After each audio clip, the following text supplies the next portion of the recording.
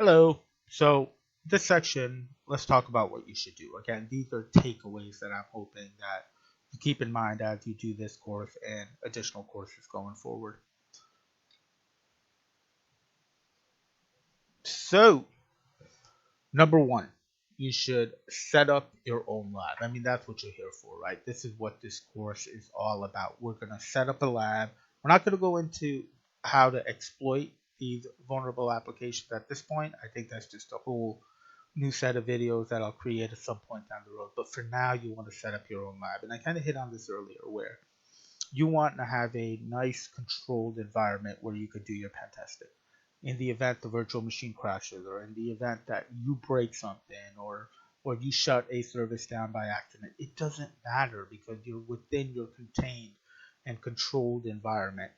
If you're going to break something through the learning process, you want to do it through a controlled environment. So, number one, set up your own lab. You're definitely at the right place for that.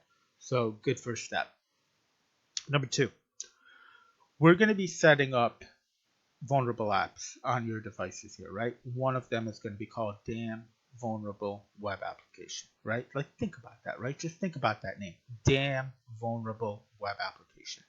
This thing uses PHP, so for that, you're going to have to turn on Apache. It uses a backend database, so for that, you're going to have to turn on MySQL. So when you are done pen testing, or when you turn on your pen testing module, you turn these services on. When you're done with your pen testing, you need to make sure you turn these services off, especially if your machine is external facing and connected to the internet. So think about what you're doing. If you're going to turn something on, turn it off at the end of the day. And your VM, make sure you turn that off at the end of the day as well. Number three, segregate your network from the outside world. So just my story here, I have a computer that I have set up that remains on a segregated network, very limited inbound and very limited outbound connection. And I turn off my services every night, but even in the time that I'm hacking, why? Why do they need to be open to the outside world? I don't ever want to even accidentally put myself in a situation where I'm accidentally hacking a true website rather than a controlled environment. So segregate the network, close it off if you can. You can simply turn off your Wi-Fi after you get everything set up. Turn off your Wi-Fi or unplug your Ethernet cable, because once we've got this virtual machine set up, it'll all run within a contained environment, and it'll be a local server, local services running, so it'll all happen contained. So segregate from the outside world. The next two, take your time trying to exploit and research what you don't understand.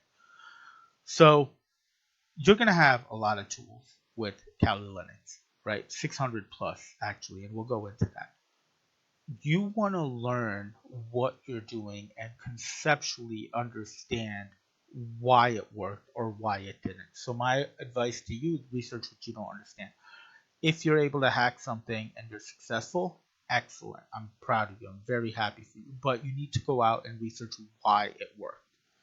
If you go out and find that it didn't work, then you need to go out and research why it didn't work.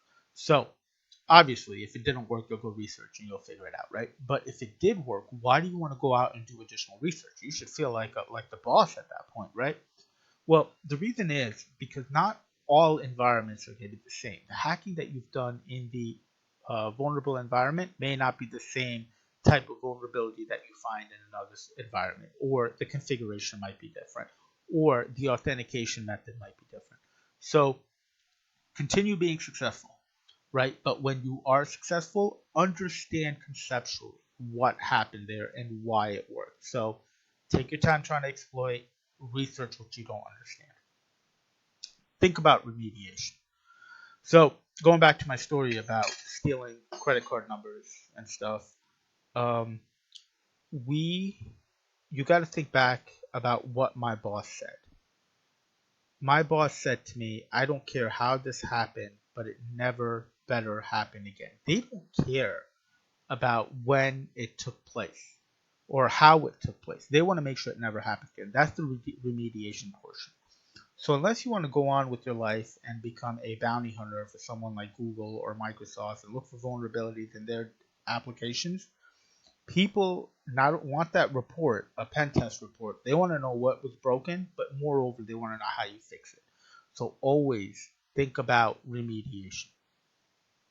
Next one is don't hack external websites without a contract. I think I've harped on this already. Please, please, please make sure that it is a written and approved contract before you hit any external websites. In my previous job, I have been able to do some really good work. Um, we've had nights where I have been up, and I used to work from 11 p.m. to 7 a.m.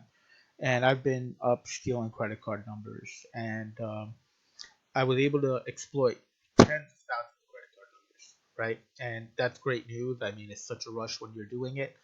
But the next day, I had to go into the company and tell them, "Hey guys, look, this is what I stole. This is what I did. How I stole it, and this is what you need to do to make sure it never happens again." Again, think about remediation, right? There were other times where I was doing scans on a server and the server went down and they were down for about 4 hours, right? Like things like this, if they happen and I exploit something and I break something, if I did not have a contract, a written contract that I could fall back on, I wouldn't be sitting here doing classes right now. I'd probably be in some penitentiary. So, guys, I used to work with the FBI, and I can tell you for a fact that they take this stuff very, very seriously, especially if it's a US based IP address. So do not hack any external website without a contract. And this last one is learn to hack, but understand how to remediate. So that kind of brings everything together, right? Your goal here is to become an ethical hacker. Your goal, your end product needs to say what you did, how you did it, and how they fix this. Learn to hack, but learn to remediate.